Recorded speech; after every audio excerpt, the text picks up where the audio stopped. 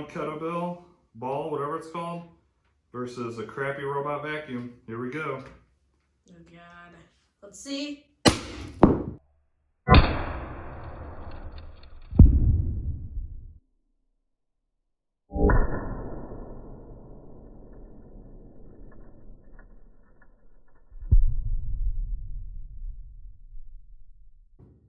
That's it.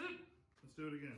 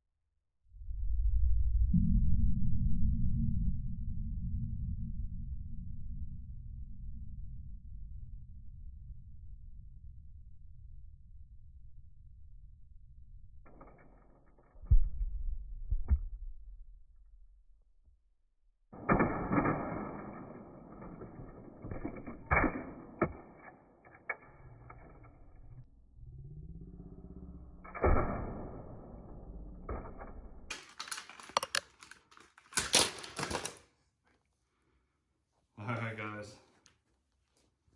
there you go. Hopefully you enjoyed me smashing that. Hopefully the slow-mo looks cool. And yeah, thanks for watching guys.